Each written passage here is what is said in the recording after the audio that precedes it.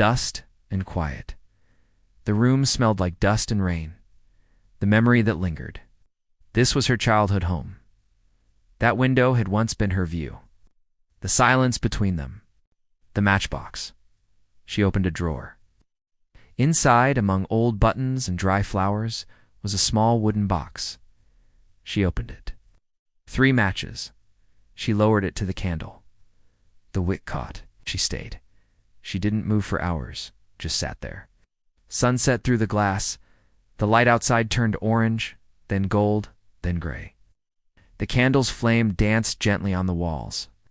Night, she stood, gently blew the candle out. The candle's last thought, the window after she never returned. But now, every passerby noticed that window. Not because of the curtain, not because of the view. Thank you for watching. Everyone has stuff they just sort of hold on to, things from their past that come back to them in dreams or random moments of introspection. Also, we have a podcast now. You can listen to us read these stories for free anywhere you get your podcasts. Finally, our book of fairy tales is out in the world. Until next time, take care of yourself. There was a lantern that hung from an old tree. It had no plaque, no inscription, no story attached to it.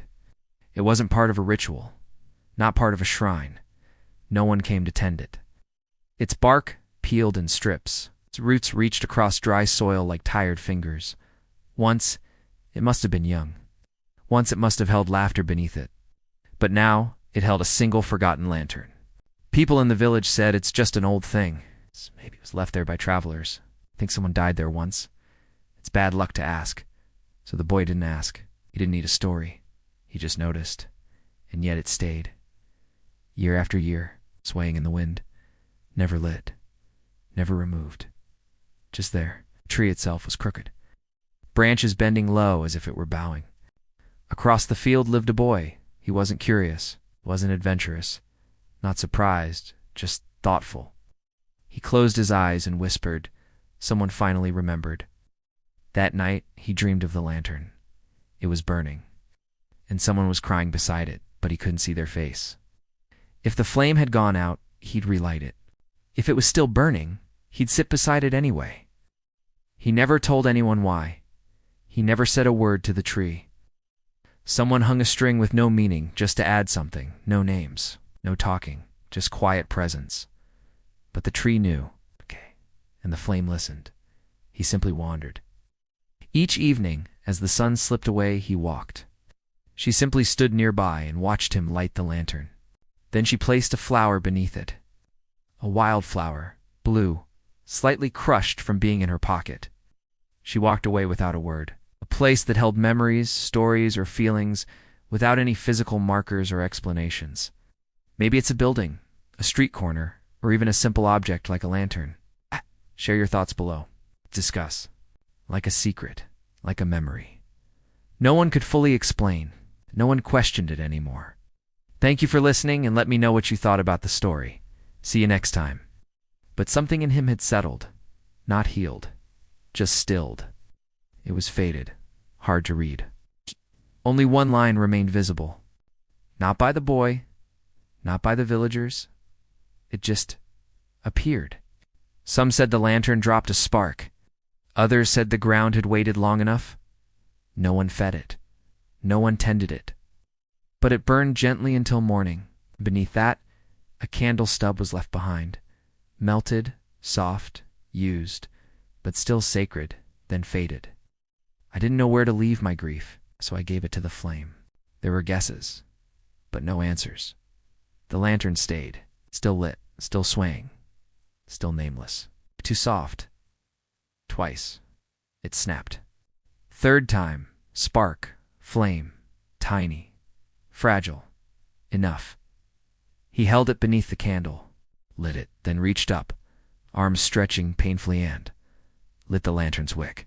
Past the broken gate, along the shallow creek, and finally, past the tree with the hanging lantern. He never touched it, just looked and kept walking. But it glowed, a glow that didn't reach far, didn't warm, didn't dazzle, but it changed everything, not outside, inside. That's because no one told him the story. On a windless day, it swung. Not much, but enough to be noticed, The boy stopped walking, looked at it longer than usual, then walked on. He woke up early, the sun still behind the hills. He dressed quietly, didn't eat, and walked toward the tree. The lantern was still, just like always, but now he was holding a candle. He had never lit a match before. He struck it once.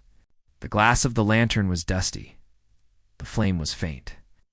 He sat under the tree. He didn't move for a long time, just watched the light sway gently.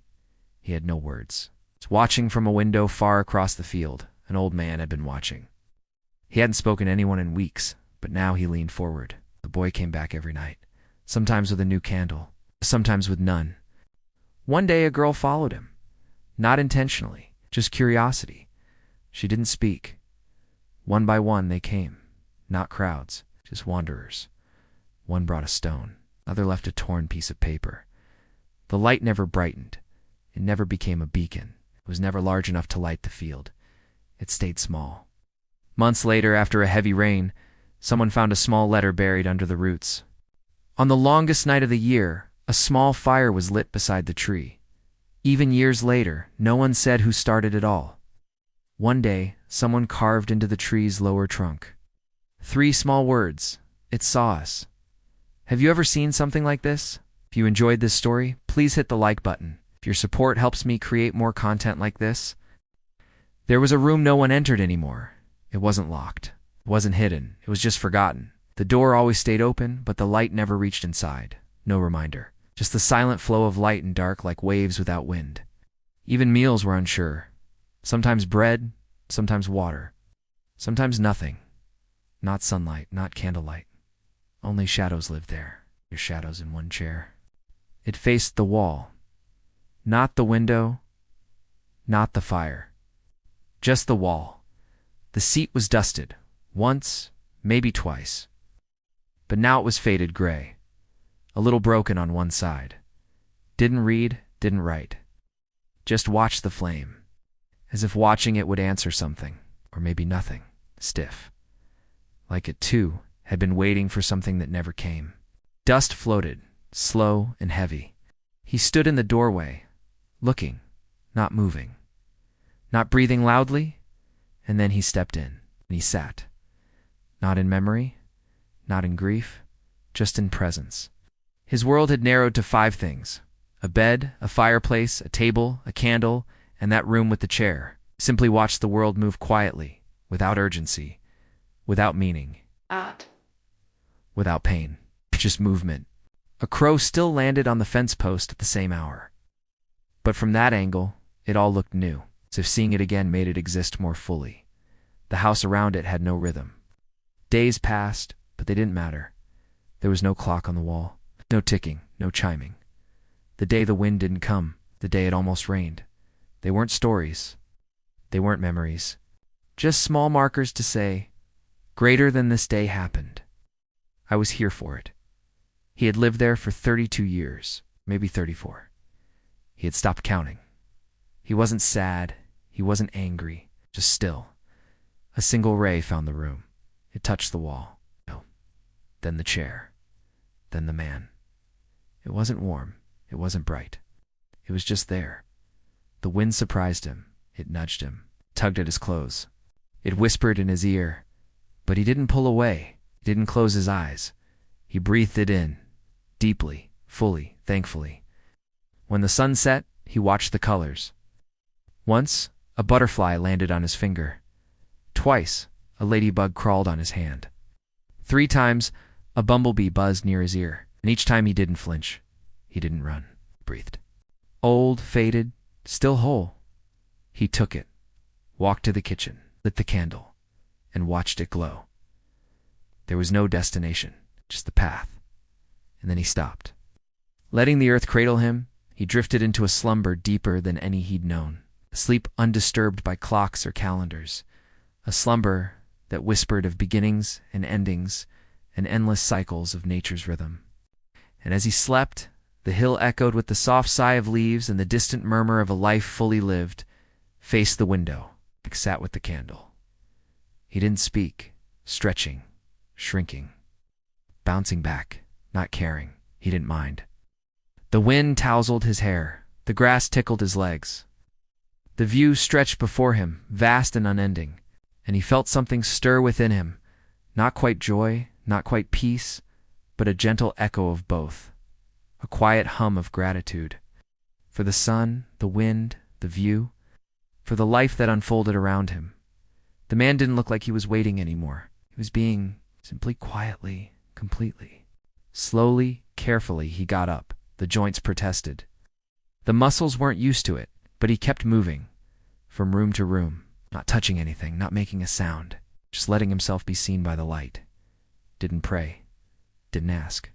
He just let the flame burn beside him. He never sat in it. He walked past the room every day, but never entered. Not once in 20 years. He would glance at the chair, maybe pause, but always moved on, lighting the same candle, boiling the same pot of water, repeating the same quiet silence. Long ago, it had been someone else's. A woman. He remembered her hands more than her face. Soft, warm, always busy with something. She used to sit in the chair, looking out the window.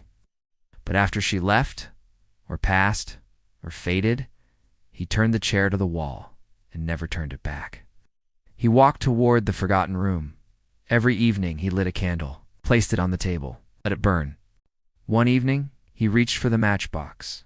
Empty, no spark, no flame, no light, just darkness. And for the first time in a decade, the floor creaked louder than he remembered. The chair hadn't moved. The wall still peeled in the same corner. It took effort. The legs resisted. But slowly, the chair turned to face the window again. The outside hadn't changed. The tree still leaned. The grass still bent with the wind. He didn't sleep. He didn't think. In the corner of the room, on the sill, under a crack in the wood, a match, not because he had to, but because he wanted to. He turned the chair each evening now. Days gained weight again. He started naming them again, not with Monday or Tuesday, just the day the crow stayed longer. One evening, weeks later, he placed a note beside the candle. Greater than if anyone finds this, I didn't disappear. I returned. He wasn't sure how long he sat there. That time had become elastic. Not physically, not visibly, but the stillness became calm, not heavy. The chair didn't look lonely. The window didn't look forgotten. Then one morning the sun pushed through the clouds. He didn't move. He didn't blink. He didn't breathe differently. But when the sun moved on, he followed it. Maybe the light was seeing him too. For the first time in a long time, he went outside. He walked along the path, past the tree, beyond the fence. He didn't know where he was going. There was a field, full of dandelions, yellow, bright, unfurling. And he smiled. Not a sad smile, not a tired smile, just a smile. Every day he walked a little farther. When the sun rose, he watered the plants. One evening, as the sky bled into purple and orange, he sat on a nearby hill. And then, as if carried by the very essence of the hill, he closed his eyes and leaned back. Let's start a story. There was a drawer in a kitchen that hadn't been used in years. It wasn't broken. It wasn't locked. Just closed. It held exactly one candle, wrapped in a piece of cloth. So let's bring some life to it. Let's talk about the house. The house wasn't abandoned, but it wasn't lived in either. It stood at the edge of a small road no one walked. Its doors swung in the wind, but never shut. Its walls sighed at night. The fireplace had collapsed. The clock had stopped. The air smelled like the end of something. Pressed against the side by an old spoon and a rusted key. But afraid that once it was gone, nothing would come after. We have a man who hasn't lit a candle in a very long time. And we have a box of matches. All we need is courage. He struck the match. It flared. The sound filled the room. Tiny, sharp, alive. He lowered it to the candle. The wick caught. The flame rose, then settled. No one opened it anymore, because no one lived there anymore. This place was big enough to live in, yet somehow felt smaller than a coffin. We have a man who hasn't lit a candle in a very long time. We have a man who hasn't lit a candle in a very long time. And we have a box of matches. All we need is the truth. Eventually, he stood. Slowly, his knees cracked. We have a man who hasn't lit a candle in a very long time. We have a man who hasn't lit a candle in a very long time, and we have a box of matches. All we need is a final sentence. Years later, when the house collapsed completely, a child from another village found one thing untouched, a wooden slat on the kitchen wall, with a message scratched faintly into it. Not every fire is meant to save us. Some are just there so we don't disappear quietly, and we have a box of matches. All we need is acceptance. The drawer wouldn't be opened again, because there were no more candles, so no more people to light them. His coat slid from his shoulders. He didn't pick it up. He walked to the door and left, and we have a box of matches. All we need is a conversation. The candle talked. Without speaking, its flame danced. We have a candle. We have a man who hasn't lit a candle in a very long time. And we have a box of matches. All we need is closure. Now, it was empty.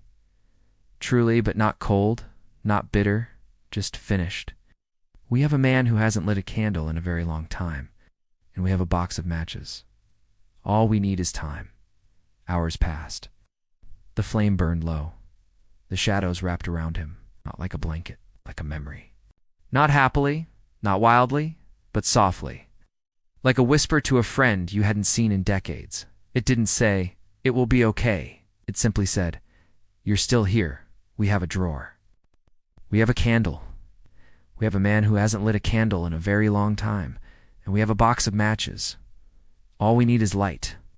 The room became smaller, not in size, but in feeling. The light made everything closer. We have a man who hasn't lit a candle in a very long time. We have a man who hasn't lit a candle in a very long time. We have a box of matches. All we need is a conclusion. The end of the wick burned down quietly. No spark, no smoke. Just a small sound like breath leaving the lungs, and then nothing. And we have a box of matches. All we need is peace. He closed his eyes. He didn't fall asleep. He didn't cry, just closed his eyes. For the first time in years, his chest moved like he was letting something go, or letting something in. Every wall tighter, every shadow longer. He sat in the middle of it, still silent, still alone, but no longer in the dark. So we have a house, we have a drawer, a candle. What else do we need? Well, maybe someone who hasn't lit a candle in a very long time? Let's meet this person. One afternoon, after too many years to count, a man came back. He walked slowly, carrying nothing. No bag, no tools, just a memory that wouldn't leave him alone. His face was lined with silence. We have a man who hasn't lit a candle in a very long time, and we have a box of matches. All we need is darkness. Outside, the day faded. It didn't set. It didn't glow. It simply gave up. The trees didn't move. The wind didn't speak. And the world waited for the man to decide. His hands didn't shake, but they looked tired of holding on. We already have a house. We have a drawer, a candle. We have a man who hasn't lit a candle in a very long time. He unwrapped it gently, as if it might crumble. It was short, bent, and slightly yellow with age. The wick was dry. It still remembered fire. There were no more chairs, no table, no comfort. He sat on the cold floorboards, placed the candle beside him, and stared at it, not thinking, not praying, not deciding, just staring. All we need is somewhere for him to sit. So let's get him inside. He walked through the door, past the fallen beam, past the cold fireplace, past the broken chair with one missing leg. He stood in the kitchen and reached for the drawer. He pulled it open, slowly. The candle was still there, still wrapped, still waiting. We have a house. We have a drawer. We have a candle. In his coat pocket, he carried a matchbox. Only one match inside. One, he held it for a long time, not afraid to light it. We have a house. We have a drawer. We have a candle. We have a house. We have a drawer. We have a candle. We have a candle. We have a drawer. We have a candle. We have a house. We have a drawer. We have a candle. We have a house. We have a drawer. We have a candle. We have a house. We have a drawer. We have a candle. We have a house. We have a drawer. We have a drawer. We have a drawer. We have a candle. We have a drawer. We have a candle. We have a story. We have characters. We have a plot. All we need is you.